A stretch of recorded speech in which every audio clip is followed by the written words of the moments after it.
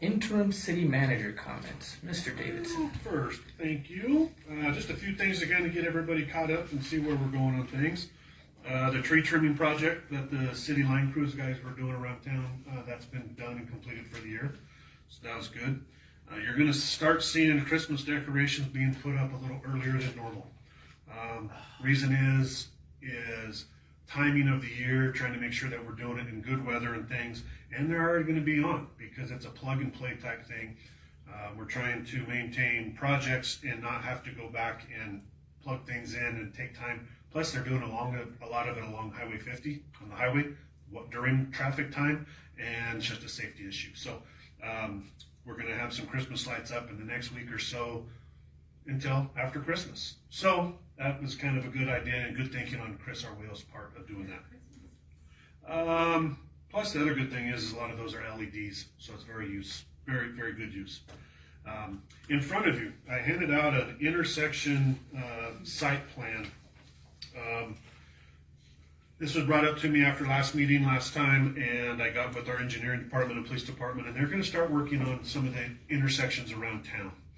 They're going to go around and start identifying some of the bad ones and get with the property owners and talk to them, give them a notice that, hey, here's the requirements to get your bushes or your tree limbs, things like that, cleaned up back from the intersection so you can see oncoming traffic.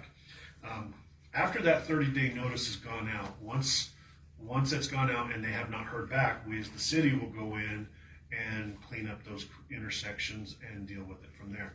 This also goes for parking of vehicles right next to intersections and stuff. You'll see in your packet I attached was the model code for the traffic that the police department can enforce and try to make it a lot safer around town. So we know that we have numerous intersections around town, so we're going to kind of go around, make a priority list, and kind of start that way and start working on them. So this is going to be a big project for us, but it's going to be a good project and making things safer for everybody. So we want to make sure that everybody knows that the city's going to reach out first, make contact, and they're going to get you a letter with some information of who to contact, what needs to be helped out with, and things like that. So that's going to be a good project. Can we put this on Facebook? Yep, it'll be on Facebook. It'll be on the website as well. So we're really going to push it out.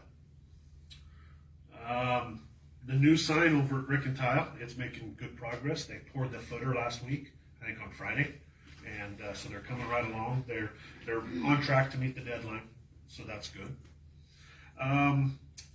I signed a piece of paper last week, and we were notified that the CDOT grant that Dawn and all of them have been working on for the multimodal project, we finally got our $525,000 from the CDOT. And this will be for the planning and design and historical clearance and all that good stuff. So we would have got it about 2.5 months ago, but they kept sending it with Rick's name on it, and I could not sign it as Rick. And it took 2.5 months for the state to fix it to put my name on it. So we finally got it done. They are in the process. They had a meeting this morning. They're in the process of contacting BNSF because they got to get back with them and making sure that they have the property right and things like that. So it's been great. We started this back in spring of 2022, so we finally got the money moving forward. So that's a great thing, and kudos to those who've been working on it. Last week, unfortunately, the code officer, we had to separate employment. So Colby Martinez, who's going through the police academy, since he was already a reserve and stuff, he doesn't have to attend some of the classes. So he's been coming in doing some work and trying to get things caught up. We found some other deficiencies that weren't quite completed that he's been working on. So we're getting things caught back up, and Colby's out there working hard, trying to get some things. We did open up applications, and we had 6 applications so far, which that's probably 5 more than what we normally get, or 6 more probably, but it's still open a few more days. So we're hoping for a few more to come in. So we'll be jumping on that. January 1st, 2025, there's a new state law that's coming out for hands-free cell use while driving in all vehicles, not just CDL vehicles. This was brought to me because we as a city want to make sure that we're ahead of the game and are good examples for the community. So I have them working on a policy, a plan, and how we're going to come up with, because we have a lot of older vehicles that do not have Bluetooth in them. So what type of devices do we need to provide to the departments and things like that? So we're already working on it. So by January 1st, we're already on the ball going. So we're ahead of the game. We want to make sure, like I said, we want to make sure that we're a good example in the community, that city vehicles, city people are driving properly and meeting the rules. So that's always good. So the last couple things. We've been working on to try to make things better for employees, help things out. So I did a lot of work on this, went back to the supervisors, and we've kind of talked about this briefly before in a few other meetings of new city hall hours and trying to help the employees out a little bit. So we kind of talked about a 4-day work week. We kind of talked about some other things, but it was all kind of narrowed down that for the city hall, I want to make sure that it's accessible for the city, for the community. So I came up with the plan. It's going to be open 4.5 days, starting January 1st. The building will open up at 7:30 a.m. and close at 5 p.m. And then on Fridays, open up at 7:30 and close at noon. We've been doing a study over the last month and a half, and trying to see how many people actually come use the city building on a Friday afternoon. And if you could probably use one hand to count that, and that's not all in one day. So I think this is going to really work out good. Elisa and her staff did a lot of work to make sure that by being closed on a Friday at noon, we're not going to mess up any paydays. All pulls on electrical things will not happen on a Friday. Those will be done on a Thursday or the following Monday. So we made sure that there shouldn't be any hiccups. All of the departments in the city building were very, very happy to hear this. The utility office will now, or the drive-up building, or the drive-up part of the utility office will be open at 7:30, so people on their way to work can stop by, pay their bills. But the other thing is, after the hours, especially on Fridays, the online bill pay is still available through our website, and it's working great right now, as well as the drop-off boxes still are available. So this won't take effect until January 1st. We will push this out quite a bit so people can get used to it and things like that. And then we'll hit the ground running with that. So we're really looking forward to this. The last thing too is I talked to you guys about, as well as adding a few more holidays. I've come up and finalized the holiday list, as well as adding the birthday holiday for all employees. So when their birthday, whatever month it is, they're going to be allowed to have a special day off. As long as it does not interfere with any big projects in their department, they'll have to work around that, and their supervisor will have to okay that. So just kind of another big incentive for the employees of, hey, thank you for working hard. This is what we can do and give back to you guys. So with that, that's what I have for my report, and I appreciate everything. Thank you, Red. Just a couple things to go over with a little bit more on you touched on. This came out after, a meeting, and people come up and they ask us stuff. Another thing that came up was just traffic enforcement in town. So I met with Brad, I met with Aaron and Chief Quick, and we came up with a plan to get more traffic enforcement in town. So you will see our officers out there just focusing on traffic for some things.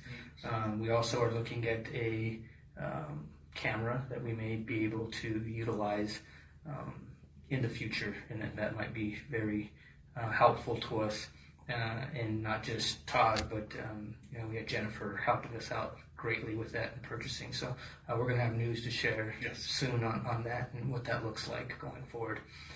Code enforcement, Colby is amazing, but even Colby doing his best when he was full-time, we were behind because there is so much code enforcement violations all through town, from Ward 1 to Ward 3. And it is going to take a long time before we can get caught up.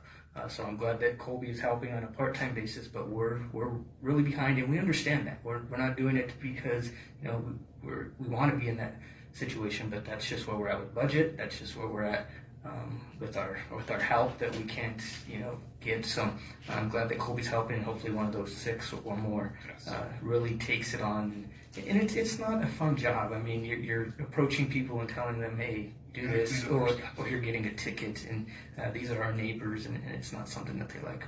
When we talk about the multimodal, did you also want to mention what Amtrak's currently doing? Yeah, so Amtrak currently, you may see all the fencing down there. What they're doing is they're in the process of replacing all of the concrete on the backside of the train station building along where Amtrak pulls up and the dock area. So it's a large concrete project. They're also remodeling the bathrooms inside to make sure that they're completely ADA requirements and meet all new codes and stuff. So you're going to see some work going on down there and making it a lot nicer.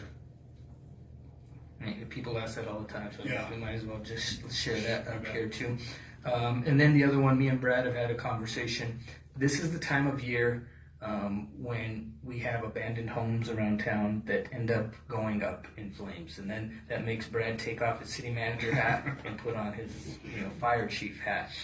So I was telling Brad, hey, we need to make sure that we can identify these homes and get with the EPA for those things that we were doing previously, because we don't want any of our firefighters, any of our citizens to get hurt because of this time of year when they're seeking warmth and they go into these houses that are right.